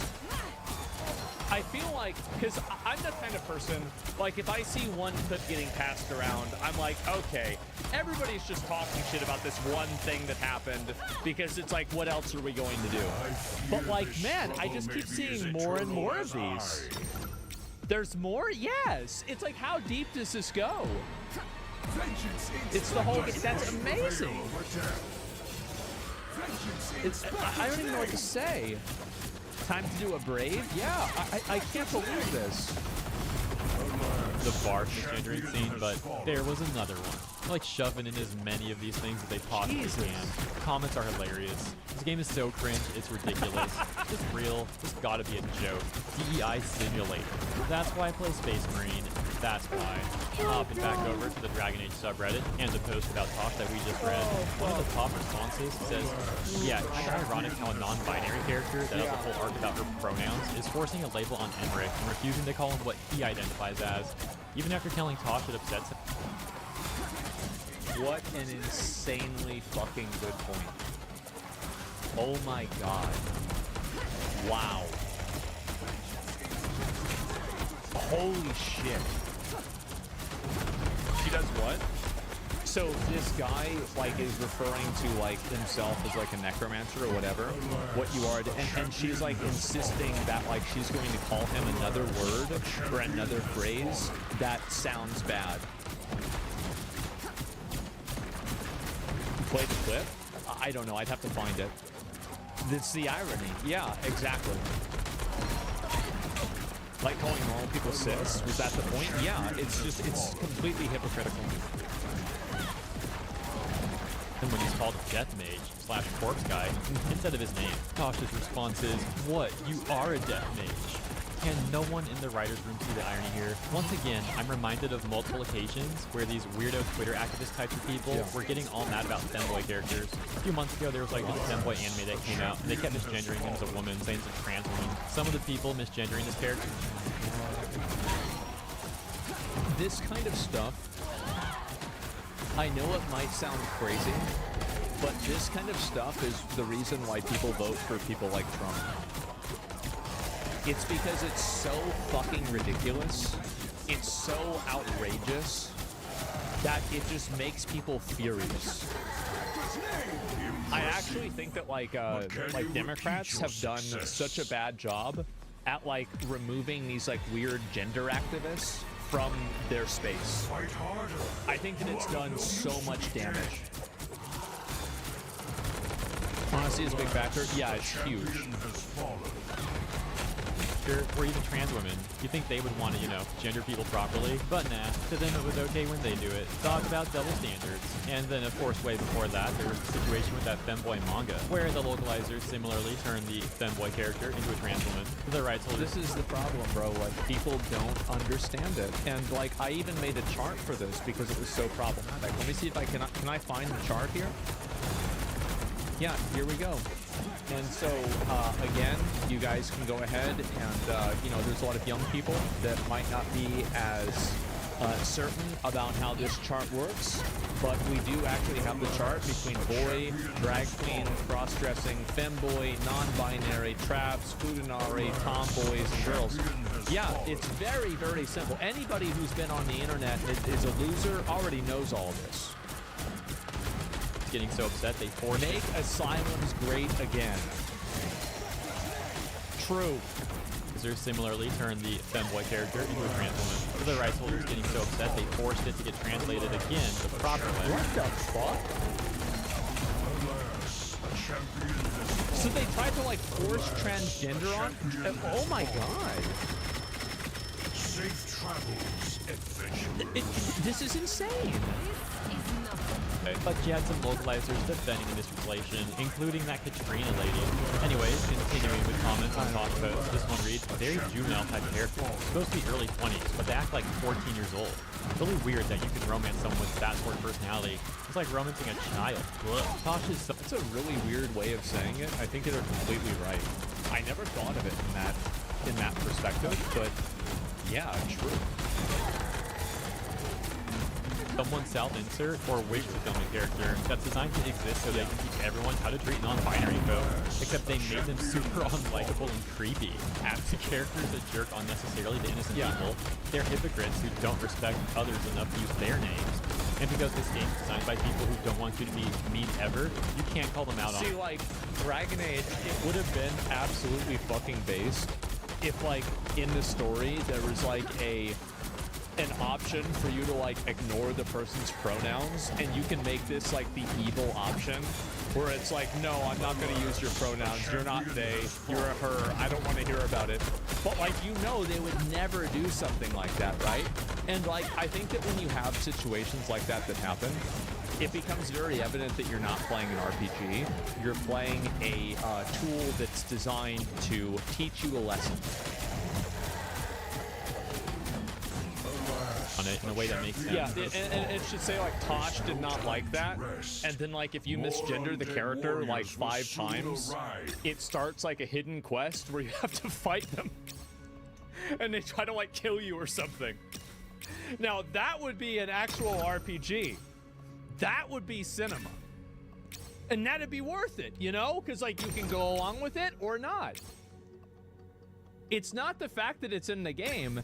It's the fact that it's in the game and there's no freedom to approach it. That'd be good. Yeah, you're saying, yeah. And then, oh yeah, right. If you do the duel with her and you beat her in the duel, you get banned for a hate crime. And they make it so you can't log into the game anymore. Now that would be, it's like, you know, somebody said in like Microsoft Flight Simulator, if you fly the plane into the Twin Towers, they ban you. I don't know if that's true. I kind of wanted to try it, but like, I never really, I never really felt the time. And I think like Frogan was going to do something like that, but we'll have to wait for our ban to be out, and then, you know, we'll see what happens. Anyway, yes, abso-fucking-lutely, people love that shit. And the reason why is because it's fucking funny. It's funny, and it allows the person freedom to approach it in a way that's interesting. It absolutely does not ban you. Didn't you say that you wanted to become a terrorist when you were a kid? It was a lot more complicated than that, okay?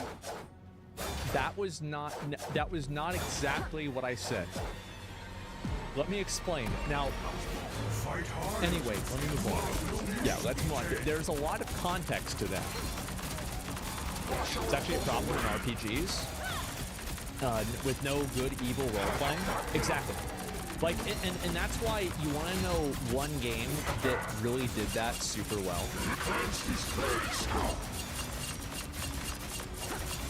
You know it, I know it, and everybody knows it. And yes, okay, all right. Yes, where is it? Baldur's Gate 3. Again, guys, in order for me to play Baldur's Gate 3, I have to beat every single other turn-based game that's been made.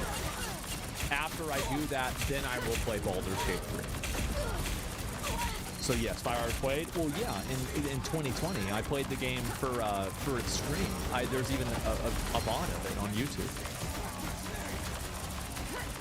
But yeah, there's no, you can't be evil. Are you doing metaphor? No, I'm not.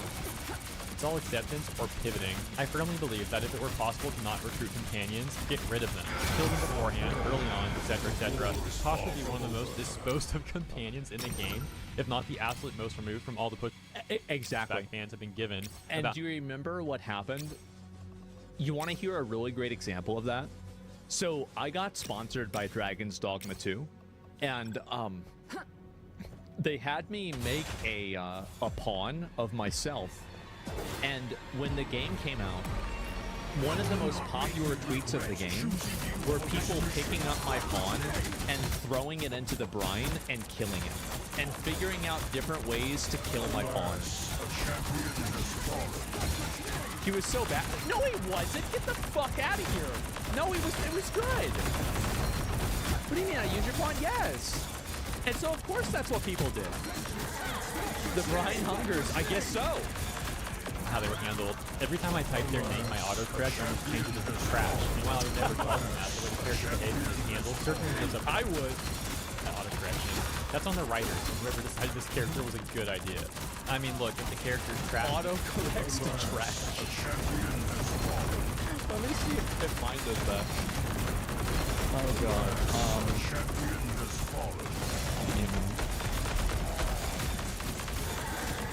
TAASH. But can you repeat your success? Okay. Give me a minute. I want to show you guys something. I just tried this. Okay.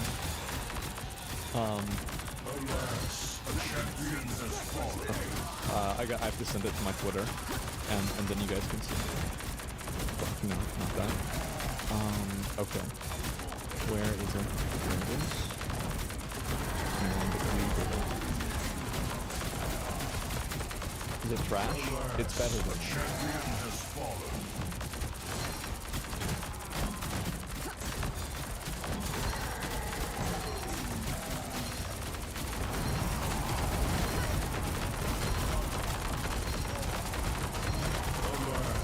it even does the emoji. It even added in the fucking emoji for the trash can.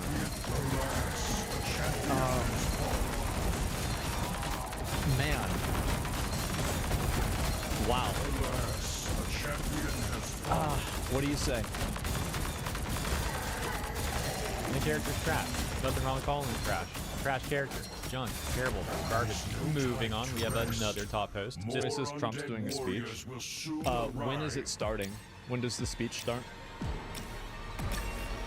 Do not succumb to the chaos.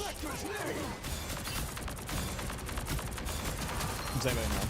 Okay, nobody knows. Right. At 6? Okay, yeah, I'll watch it.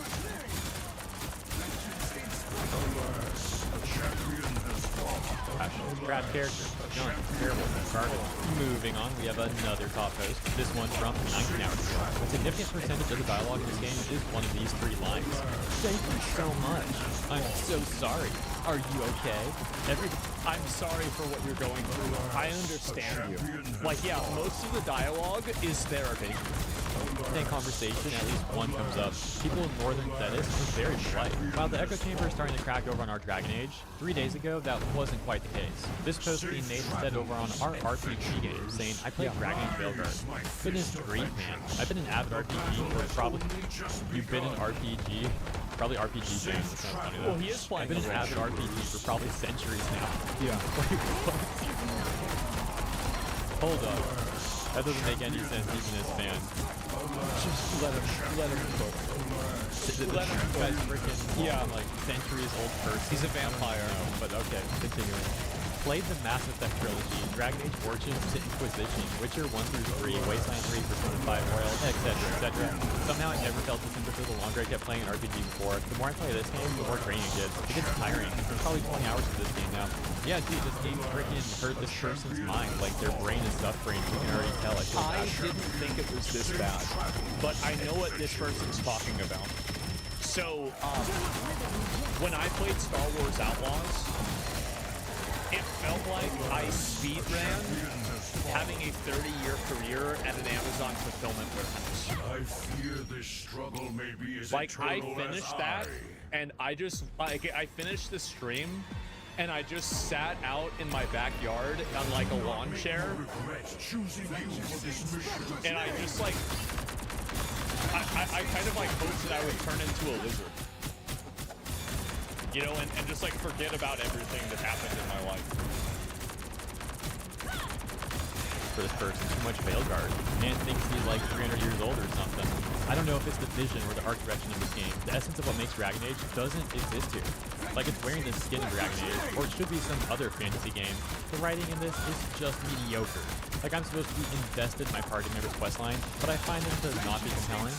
They're just talking. Dialogue feels like they're conveying information to you rather than being organic and natural. The writing's not mature enough to tackle certain topics and themes. That's a really great point. The writing is not mature enough for it even to tackle certain topics and themes. I saw that this was actually, it's really funny that that comes up. So if you guys can believe this, I actually made a tweet yesterday. And so somebody asked me, PC Gamer. PC Gamer stands actually for, no, not this one. It stands for Politically Correct Gamer.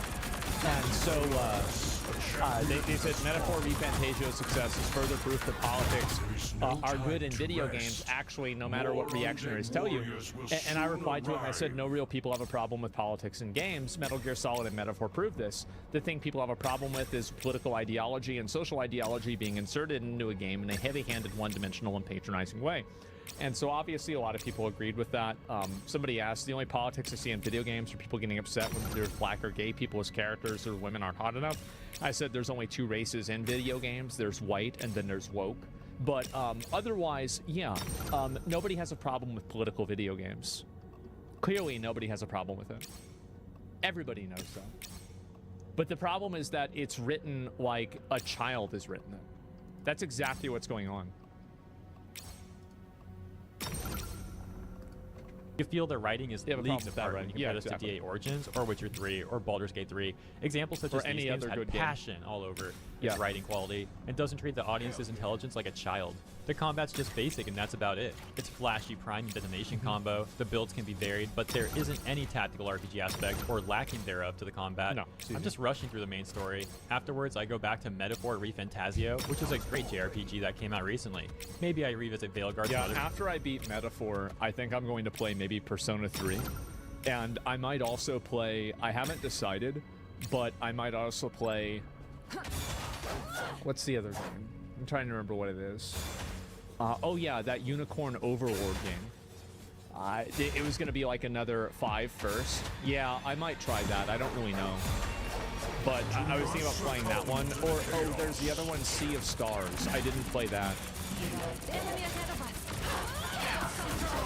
Time, or just play the previous Dragon Age titles. It's best to probably not expect a good old BioWare glory days of clever, intriguing writing. Maybe I shouldn't. Back then, game developers cared about giving us a good story. It's because the people that are writing it are not clever or intriguing. They're boring NPCs that have no interesting personality traits other than their gender identity. And maybe their political affiliations and actually probably their mental disorders. Love, care, passion, and integrity, and not forcing agendas. Well, it's not the 2000s era anymore. So this guy got over 800 upvotes, and this like 2 heart award thingies. Stop response saying, my biggest issue with Veilguard is that we waited about 10 years for the next Dragon Age game, and this is what they have to show for it. No player world states, dumbed down RPG elements, dumbed down story, idiotic design choices, etc. If it wasn't specifically Dragon Age, or not marketed as a literal follow-up to Inquisition, people would probably be more forgiving. But from a developer previously known for great works only, it's just disappointing. Really disheartening to see my former favorite series slowly wither away. As a WoW player, I wonder how that feels. So yeah, as you can see, things are just getting worse and worse for Veilguard. Even on the main Dragon Age subreddit, as mentioned at the very start, the Steam reviews are also trending down. But let me know what you think about this stuff in the comments. Also consider liking and or subscribing to the channel if you enjoyed my coverage. Appreciate you, and I'll see you in the next one. I think this is what's going to happen more and more, is that, and also like what's going to happen with a game like Dragon Age now that it's failed. I think that what's going to end up happening is that people like watch this. That's why the writers made it essential. Dang, so yeah, that post absolutely destroyed Tosh. Get wrecked. That's why we recruited her. Actually, Tosh uses them for themselves now. They asked us to let folks know, so now you do. Yeah, I appreciate it. Thank you for telling me. That's why we recruited them. So yeah, I think we've all seen the...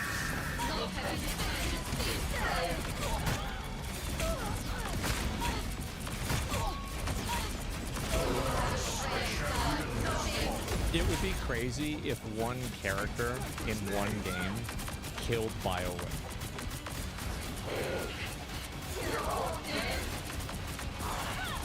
It would really be nuts.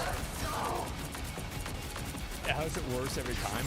Because I paused it and I told a joke in the middle, so you forgot how cringe it was. That's the reason why. Who the fuck signed off on that? Someone who was afraid to get labeled a bigot for not signing off on it, obviously. That it creates a feedback loop of toxic positivity because nobody wants to call this stuff out for what it is because they're afraid of being labeled as a bad person. This makes pronouns people look worse. Oh, it absolutely does. Like I think that I'm the same as a lot of you guys, where it's like I try to be compassionate and positive towards people. So like if they have a gender problem, a gender identity problem, I try to work with them, and I don't want to like insult them or like degrade them or anything like that.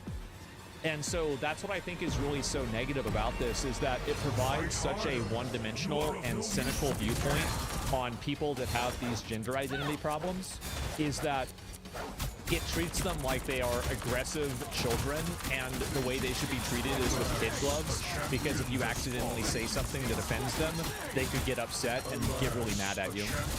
It's patronizing to everyone. Yeah, exactly. Being indifferent to them is now a bad thing, and these people hate you. Yeah, the pronoun thing is even more hilarious. You see the game is another language, and a neutral pronoun doesn't exist, so they just make stuff up. Well, yeah, I wonder why that is. I wonder why so many languages don't even have a word for them. Yeah, what a surprise. It's crazy how people just like, it's nuts. It's like real life. Yeah, exactly.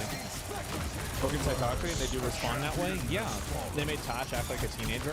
Well, that's because you have to understand that a lot of people that have these issues, they have that viewpoint. That's how they are. Like, that's how they feel, that's how they act. Yeah, it's a bigotry of low expectations. Well, yeah, it's that they're treated like children. Yeah, you require a juvenile mom to behave that way? Yeah, there's the video. I completely agree with this. I think it's really funny to see this game continue crashing and burning. It really is. Apparently, the game was meant to be like multiplayer looter game, and I think that after playing it, I can easily see that to be the case. It's disappointing that they didn't take that approach, because I think it definitely would have been better than making it an RPG. Because I feel like now it's like it's a bad looter game, and it's also a bad RPG, whereas before it could have just simply only been a bad RPG. Yeah, much of mentally ill developmentally stunted writers self-inserting. Yeah, exactly. It's like that's the difference between like the self-insert of, you know, like Samwise Gamgee that Tolkien did as, you know, an homage to like a man who served him in World War I, and then this is their idea of a self-insert, which is this obnoxious, annoying teenager that's constantly mad at everybody, completely hypocritical, obnoxious, and unlikable. Because that's definitely how to make other people accept your gender identity, is to be obnoxious and rude and make no one like you. I don't know what to say. A champion has fallen. Safe travels, adventure. So Black Myth Wukong, it feels very weird, the negativity that is towards like Black Myth Wukong, I feel is some of the most forced and confusing shit that I've seen. Now, ever so often there's a game that comes out that meets and exceeds the expectations of the players. It blows our minds. It's so good, but for some odd reason it doesn't meet the same expectations for games media. Our interests aren't aligned, our perspectives are not necessarily the same, and there's conflict in that. And I think that Black Myth Wukong is one of those games. And don't get me wrong, the game reviewed very well. It got over an 80 on most review sites. But with that said, up until the game's release, and then even after the game's release, it was under a constant barrage of negative criticism. It had nothing to do with the game whatsoever. And in that, the game never really got a fair shake. At least not at all. It didn't get a fair shake, and it was obvious that it didn't. And a lot of the reviews that people gave for Black Myth Wukong contextualized the review alongside a slanderous article that was proven to be false, that defamed the company that made the game, with proven lies that they never issued a correction or a retraction. In my eyes, 2024 has been an absolutely insane year for games. There are so many great games to play, and if you're one of those people that are out there that are like, gaming is dying, let me be the first to tell you, you need to it's not dying. It is one of the best years for gaming that we ever had. Play more games, or just not the same ones over and over again. The list, once I get into some of the Game of the Year contenders, it's going to blow your mind, because I honestly forgot how many games even came out this year. Yeah, it's fucking insane. People are talking about like anti-China sentiment. I think that where is the anti-China sentiment with Genshin Impact, with those same people? It's not there. So I don't think that's really true. Dear. This isn't about the award. It's about the recognition these studios deserve, the reward they deserve, beyond just making money. It's making sure that it's known why these games are great so that other publishers and studios can see, hey, this is what it is. This is how we make a game that the players love. And it's not, again, just not the money. But already I'm starting to see games media want to preemptively push back about Black Myth Wukong being in the Game of the Year category, and we're going to talk about that. Before that, today's content. Yeah, of course, right? I mean, like, I think it's a huge issue. Riot's American company got bought by Tencent. Yeah, true. It's about jealousy. I think that people are just trying to shit on this, and I guarantee you other publishers and studios are researching market and not looking at Game Awards. I think that that's true, but it's also fair to look at the Game Awards and see how it happens that's biased, and then call that out, because I think it's bad. War Thunder is a massive free-to-play, large-scale multiplayer game where you can fight anyone from around the world using ground vehicles, aircraft, helicopters, and naval vessels from the mid-20th century to present. The game is available on PC, PlayStation, and Xbox. What truly sets War Thunder apart is its commitment to realism and immersion. The graphics and sound design continually evolve, pulling you into battles that feel authentically intense. You're not just playing... The most expensive tank in the pay-to-win track for War Thunder is a tank from Israel. And I think that any American player that plays War Thunder should get that tank for free, since we actually paid for it with our tax dollars. In a game, you're experiencing the heart-pounding chaos of combat. Whether you're barreling through enemy lines in a tank, providing crucial air support, or engaging in thrilling dogfights, the freedom to choose your combat style is up to you.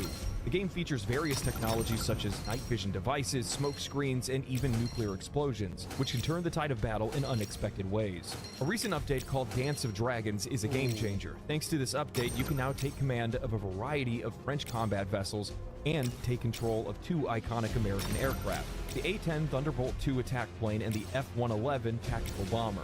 In addition, there are many other combat vehicles that are available and dozens of improvements at the request of the community. So are you ready to join the fight? Download War Thunder today for free using the link in the pinned comment or description below. If you're a new player or returning after a long break, you'll score some exclusive rewards. Rentals for the P-40E-1 aircraft and M4 tank. Unique skins, and 100,000 silver lions. Don't miss out. Thank you, War Thunder, for sponsoring this video.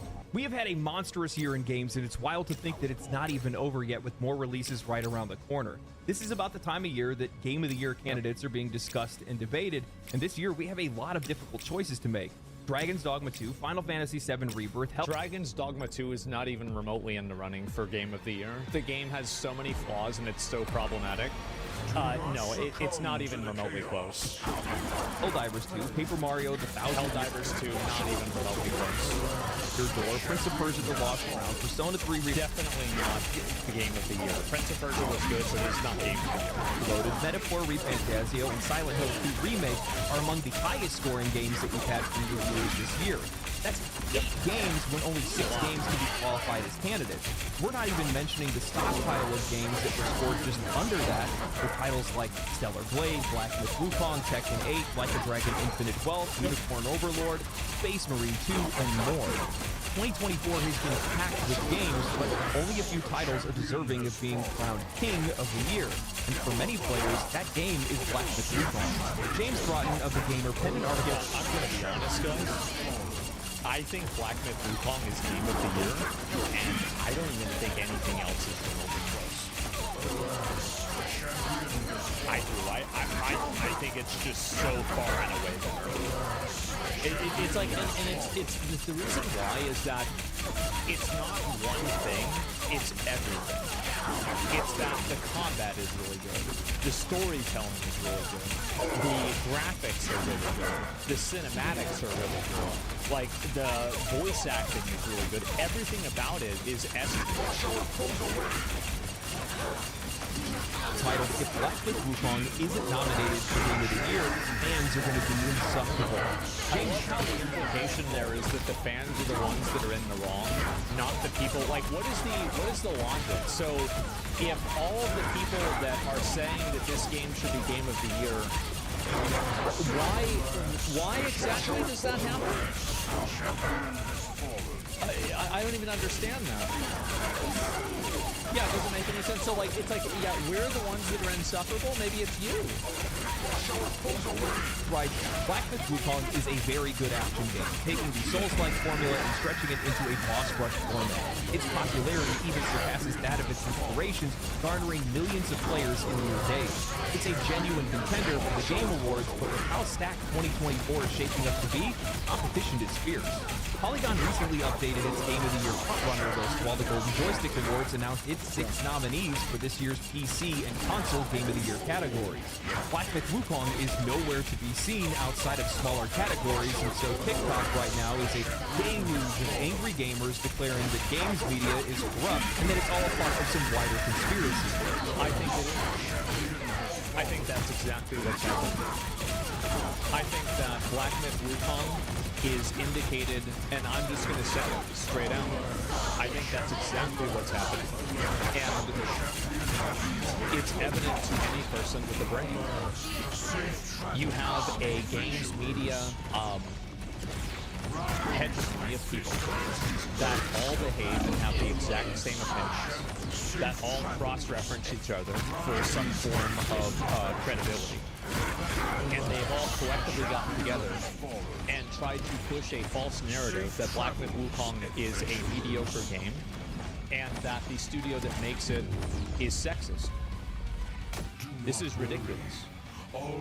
And for me to think that that's not a factor, or that like this just randomly happened,